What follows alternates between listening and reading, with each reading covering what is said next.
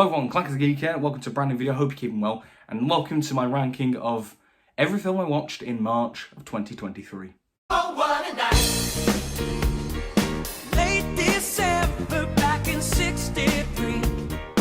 What a very special time for me. So carrying on this series, I really enjoy doing these videos with what I watched in March. We're a quarter way through 2023 at the moment. Now, March tends to be a month where I'm a bit busier, so I don't watch as many, but it's still relatively close to what I watched in like January. I watched 11 films this month. But yeah, it was the same last year. I didn't watch as many films in March. And usually I'm busy like this month, particularly at the beginning and the end of the month. I was quite busy, so I really only had like the middle like 3 weeks to watch movies, but well, you know, still getting content out here, I know. Yeah, this month is quite interesting actually. Obviously, there's a slightly smaller pool of films, but there's some interesting films. There's some interesting variety. There's a lot of like esteem company, a lot of like Oscar winners, including a Best Picture winner on the list, which you'll find soon enough. There's plenty of variety in terms of the years. Like there's films dating back to the 1930s, and there's a film from last year as well. And there's plenty of different genres. However, what the interesting thing is that the sort of quality varies. It's not as consistently great as the other 2 months, where there's only like a few films that I wasn't fussed on. They're kind of the outliers. Here, the consistency isn't really here. It's quite broad, the quality. But I think that makes it more interesting and doesn't just have me praising films all the time. I think it's good to have variety. So let's get on with the ranking, and it's obviously just my opinion. Also, before I actually get on with the proper list, little thing, I'm going to start putting little memes at the start to reveal what the film is, such as The Black Cauldron is an infamously bad Disney film for a bit of a low point in their studio's history. You know, it was after the death of Walt Disney during the 70s and 80s, they were really struggling. You know, before the Disney Renaissance of the 90s, you know, they were really struggling. And this film is a infamous failure. It was a massive failure at the box office and critically as well. And the funny thing is, it wasn't even released on home media for 12 years after its theatrical release. That is really embarrassing and telling of how bad it is. And I was thinking, okay, I'm really interested in this film. There has got to be something interesting to warrant this bad reputation. There's got to be something here. There isn't. It is an absolute slog of a film. It does have 2 redeeming qualities. Yes, a whole whopping 2 redeeming qualities. One, the animation is pretty sick. I do love the gothic aesthetic, and there's some dark, creepy moments that are actually pretty cool. And also the goblin servant was actually pretty funny. He got some genuine, unironic laughs. Like the way he just turns from completely big, hard and strong to a complete coward was actually pretty funny. But my god, the rest of this film is just a snore. Like, it's 80 minutes long and it feels like an eternity. The story is the most basic, simple, dull, generic fantasy trope you've ever seen. And it's the reason why I'm not massive on fantasy. Because it's just so, like, this film just epitomises that. It's just not, it's just boring. The characters are either completely forgettable or insufferably annoying. Like the main dude, he's like, oh, I'm going to be such a great hero, and he does nothing. He's so whiny and pathetic. He's annoying as anything. The princess and the minstrel guy, they're kind of boring. The Horned King is such a bland villain. His entourage are beyond useless, and it wastes John Hurt. You don't waste John Hurt. Oh, and that dog thing who's meant to be the comic relief, no, he's the most annoying thing ever. I'd rather be watching Jar Jar Binks, to be perfectly honest. And, oh, he comes back to life at the end. Oh, what a joy. Isn't this great? The main conceit of the film is it's about a pig who can see the future. That's a potentially really funnily cool idea. They just forget that even exists halfway through. Like, come on. Like, do not watch this film, guys. I'd rather watch Brother Bear. Like, Brother Bear ain't great, I know, you know, but at least it had some genuine moments of quality and some ironic appeal. This doesn't. Mr. I'll make a rain man. This is the film I've absolutely been least looking forward to talking about on this list. And I should also say, I am a neurodivergent viewer, so I do have some ground to talk about how it depicts, you know, autism and whatnot. But yeah, the 1989 Best Picture winner, Rain Man, is a film I absolutely do not like. And what I mainly take away from it is that it's a film that is a victim of its own success. Now, I understand perfectly that you can't judge a film from 1988 with 23 eyes. I'm perfectly aware of that. You know, I can enjoy classic Bond films despite their problematic moments. You know, I accept that obviously they're from a different time and we've evolved. I get that.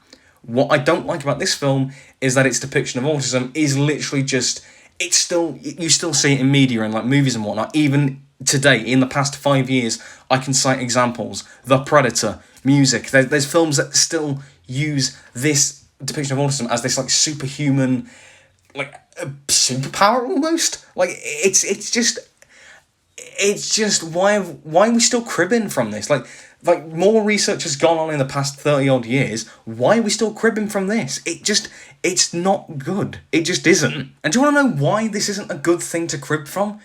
It's because it doesn't really tell a story about autism. It's not from Raymond's perspective. Raymond is Dustin Hoffman's character who is the one who is the autistic savant. It's not really from his perspective. He's more just a prop for the other characters to use. It's mainly focused on Tom Cruise's character Charlie, who is like, he finds his brother that he didn't know he had, and they go on this trip across America, and he slowly becomes more accepting of him and whatnot. Yeah, nice message on paper, but in execution, it just doesn't feel genuine. And I think that also comes down to the performances as well. Now, I'm of the opinion that you don't necessarily have to be part of a specific group in order to play that character. Acting is obviously acting, you take on a different persona. So some good examples, I think, are Taron Egerton in Rocketman. He played Elton John, obviously a straight actor playing a gay character. And I thought that was a brilliant performance because Taron Egerton brought a real emotional sincerity to the part. I think another example that I watched recently, The Shape of Water, Sally Hawkins plays a non-verbal woman. And I think, and obviously Sally Hawkins is obviously not non-verbal in real life.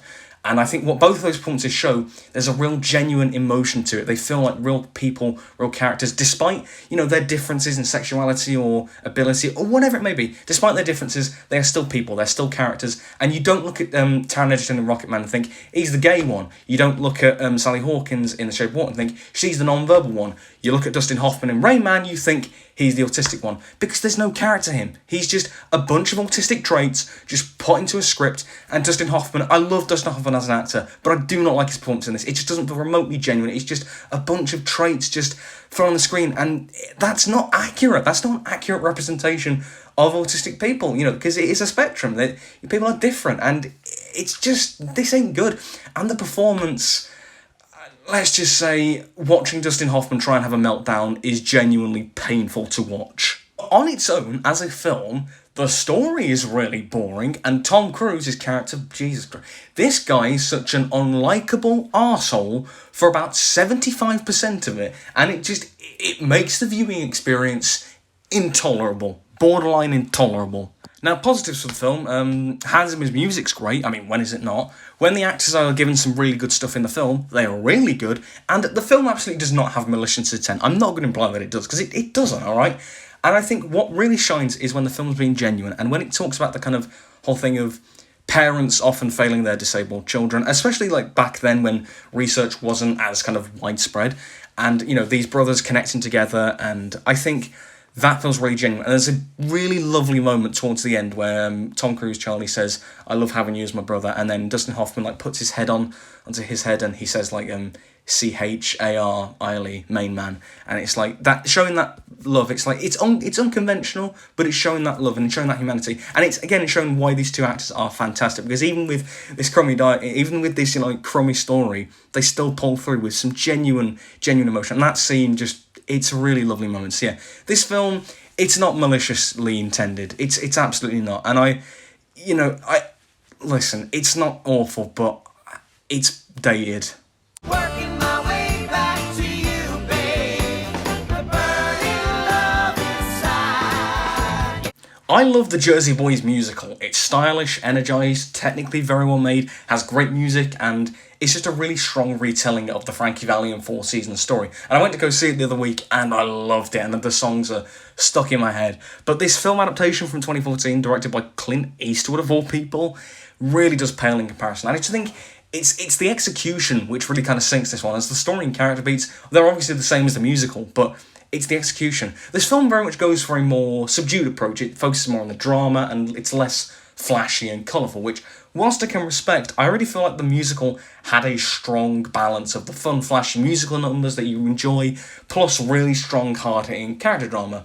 And this film, because it's so deadpan and serious and stone-faced all the time, it's just a bit dull and a bit boring to watch, and it is the execution that sinks it. I mean, I don't know how you can make the 50s, 60s and 70s look drab and dull, but this film's colour palette is so muted and bland, it is honestly just really dull to watch. And I think, there's just certain things that the stage version just has an advantage. For example, It's a two-act structure, obviously, on stage, and the first act, spring and summer, are much more flashy, much more vibrant, and they discuss how the Four Seasons rose to fame, their success and glory.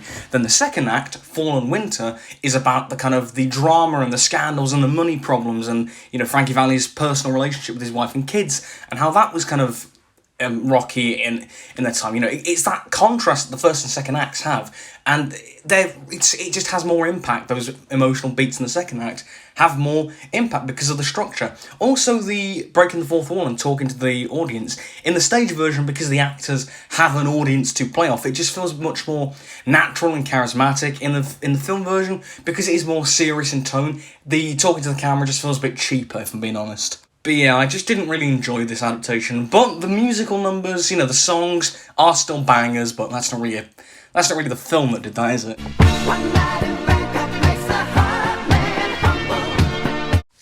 I think I'd probably now cite The Man with the Golden Gun as my least favourite Roger Moore Bond film, despite him being my favourite Bond, and still enjoying this film in its own unique, weird way, triple nipples and all. Yeah, it's probably my least favourite of his Bond films, of his 7 Bond films. Yeah, it's a really bizarre mishmash of different elements, and it's just a weird film, but it's kind of fun and charming. I mean, great thing. Okay, let's start off. Christopher Lee as Scaramanga, one of the best Bond villains ever. He is phenomenal. Nick Nack is a fantastic henchman, one of my personal favourites. And the whole thing of, the kind of conceit of Bond and Scaramanga kind of dueling it out. They're sparring, whether it's physical or verbal sparring, and just this very personal story between two assassins, very alike.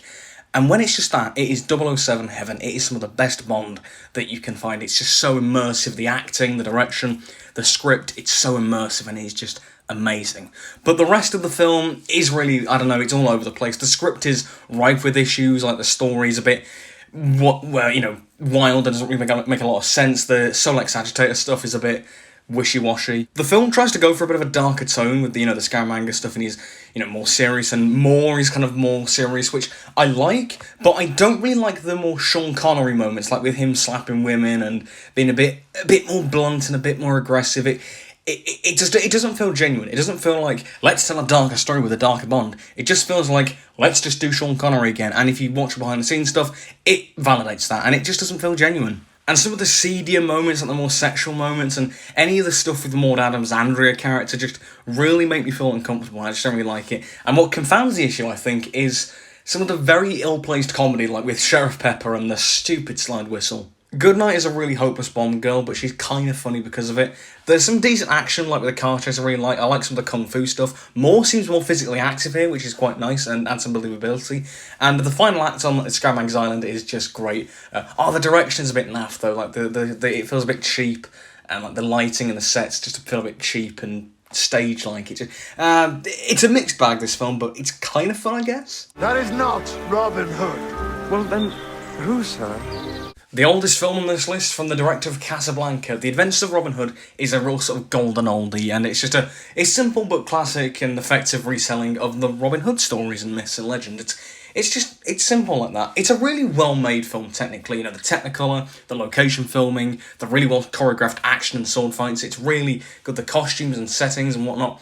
It gives it a real air of authenticity and believability, and if I was none the wiser, I'd probably say this film was from, like, the 60s or even the 70s at a push. I honestly don't have much to say about this film. It is just a really simple retelling of the Robin Hood story. There's not a lot deep to it, and I think it can meander a bit because of that, but it's fun. It's a good old, like, popcorn movie that you can switch your brain off and enjoy the action and the, classic heroism moments, and it's just a fun time, to be honest. Ho, ho, ho! Rise of the Guardians is an underrated movie from an underrated studio. DreamWorks are a great studio, but Rise of the Guardians is honestly a bit of a cult classic. It's a bit of a kind of unsung gem until now, a bit like Megamind, if I'm being honest. Although I do prefer Megamind, but both films are great. This film, really, it's a really good one, really creative. It takes like certain holiday icons like Santa, the Easter Bunny, the Tooth Fairy, and puts them all together in this like Avengers sort of crossover. And, they go on this, like, action-adventure story. And it's a really, really creative, their powers are creative and whatnot. The action is really fun. The animation is really nice and stylized. I love the kind of aesthetic of it. It's a bit more fantasy-oriented, a bit like How to Train Your Dragon, if I'm being honest. But it's really good. I really love the animation in this one. And there is a sense of sort of childhood magic about it, kind of childlike wonder about it and believing, there's something quite wholesome about that. But yeah, the film isn't amazing. I mean, the villain sucks ass. He's the most generic villain I've ever seen. I think I preferred the Pan's Labyrinth villain, if I'm being honest. And I don't adore the film. I don't think it's like extraordinary. It doesn't really have like these, really rich themes like something like Megamind or Kung Fu Panda or Puss in Boots: The Last Wish or something. But it is still a really fun time. Ponyo, Ponyo, Ponyo, fishy in the sea. If My Neighbor Totoro is the happiest movie ever made, another Ghibli film, Ponyo is the cutest movie ever made. Like, it's Ponyo, it's so cute. Oh man, I turned into a hyperactive 5-year-old when I watched this film. It's so adorable, it's so wholesome, and it's quite a simple story. It's adapted actually from the original Hans Christian Andersen Little Mermaid story. But it's just so wholesome. The central bond with Sasuke and Ponyo is just so cute. The bond with Sasuke and his mother is so cute. The animation is absolutely stunning. The music really stands out. And there's some really interesting themes of sort of nature versus the man-made society. And there's kind of parallels with that, with dichotomies of youth and age and parenthood and childhood. And I think that's really interesting underneath the film. But overall, it's just so wholesome and lovely, and the connection and the bonds, and it's just really nice. And Ghibli films, specifically Miyazaki's films, always inspire me creatively, and this film was absolutely no different. It's Ponyo, but is it better than The Little Mermaid, the Disney version? I can't tell you that because I've never seen that one. In fact, I've actually not seen many of Disney's animated films. Whoopsie. That was weird. Inception is another film that I'm doing for my film class and one I have to study, and I'll be honest, I was quite nervous to watch this in school in 3 different sittings because of how complex it is. However, I had seen it before, so I did know the general gist of it, and I remembered loving it, to be honest, but not absolutely adoring it. And I think because I had to follow on the first watch all the expository dialogue, this time I didn't really have to do that, so I could just focus on all the action, the visuals, and just the awe-inspiringness of it, and I could really immerse myself in the world, and my god, I loved it, despite watching it in chunks. I loved this film so much, man. I mean, the visual effects are absolutely amazing. The dream sequences are so well put together. The action is absolutely phenomenal. The hallway fight is just a scene that always sticks with me. This is what I associate with Inception usually. The stuff in the Snowy Fortress, very on a Majesty's Secret Service-esque. I really like that as a Bond fan, but really well done. Nolan's direction is so strong and really great. Hans Zimmer's music is honestly some of his best, and Time is honestly my most listened to film track at the minute. I adore that piece of music. In fact, I was literally learning it on the piano the other day. That kind of speaks volumes. Now, I know what you'll say, oh yeah, it's visually stunning, but what about the story and the characters? Well, good thing that Nolan actually bothered to create an interesting story with really interesting characters. I mean, the story is really interesting. The world building is quite good. There's some nice little hidden bits about the world that, if you little lines of dialogue. There's a line about sort of, army training using this dream technology. That's a great bit of world building. And I think it helps to normalise this weird dream technology in this way. It's really well done. But the characters, I think, is what really makes the film, okay. Side characters, Ariadne's a really good audience surrogate to follow the madness through. Eames is an absolute delight to watch. He's so funny, and Tom Hardy's great. Arthur's a really good sort of companion to Cobb. And you got Michael Caine in the film, so what more do you want? But Cobb, played by Leo DiCaprio, he's such a fascinating character. Really interesting and charismatic main protagonist. But the whole stuff with Mal, the death of his wife, and he's almost got a bit of a hero complex. And I think it's really interesting looking at the psychology of his character and why he does what he does. It's really interesting to look at. Yeah, it's absolutely a modern classic that is ripe for study, but also just so damn strong and entertaining. From one Chris Nolan film to the next, we have Memento, his second film at the turn of the millennium, and this is absolutely terrific. And it's weird, it's confusing, it's told backwards and whatnot, and I think it definitely warrants a rewatch. But I think the reason I put it above Inception is because even on first watch, I really felt the heart of it, which I think is what I didn't quite feel on Inception's first watch. But still, I love both. Anyway, Memento, a whole thing of this guy trying to figure out who killed his wife, but because he has short-term memory loss, or basically amnesia, he only remembers sort of only a few minutes, and it's told in reverse. But then you also have these black and white sequences, which are in order, and it kind of helps explain the condition. And it just, it can seem confusing at first, but you do get the gist of it, which is really good. And it's really clever, the filmmaking. That opening scene which is the end of the film. But that is so clever how it's done, the filmmaking that conveys the backwards sort of storytelling. It's amazing. I think because Nolan's earlier films are less mind-bendy, like Inception, for example, and are more grounded, I think there's a strength to that. And I think, Guy Pearce's character, Leonard, Guy Pearce gives a fantastic performance, and, there's a real tortured, sort of tense pensiveness about his performance, and there's something really suspenseful about it. It just conveys so much. The other characters are also really interesting. The performances are great. The mystery surrounding all of it, you not fully knowing who to trust, and then the twists that reveal certain things. It's really clever, and it's just, the twists are fantastic in the film. But the film doesn't rely on that. It's still got that emotional, character drama that carries it, and the filmmaking's excellent. It's just a really damn strong film that definitely warrants a rewatch. Oh, for going to war! Aye!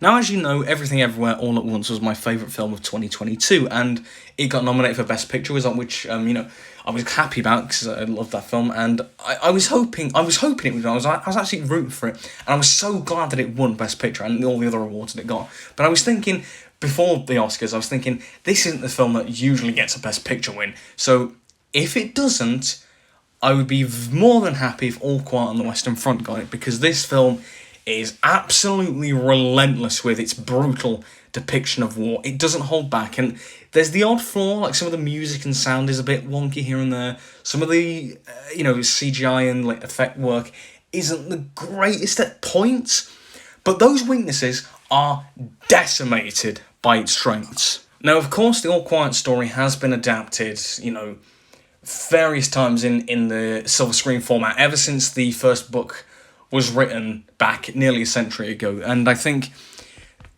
what this adaptation really has for it is what modern filmmaking equipment can do, what modern technology can do to really tell the story to its fullest and showcase the brutality of war. And the fact that it is made in Germany, I think, helps, because obviously it is from a German point of view. I think that really helps add a bit of sort of a more personal touch to it. I mean, the cinematography is absolutely off the charts. From that opening shot that pans across the battlefield, you get this really haunting atmosphere. And the way the cinematography is used, like these overhead shots that show the vastness of the battlefield, but shows how small the soldiers seem, how insignificant they seem from the higher class people. It's horrifying. The colours, action sequences, sound design, they are so overwhelming, and they are horrifying to be part, and it makes the battle scene so intense, and it's so, that's understating it in all honesty.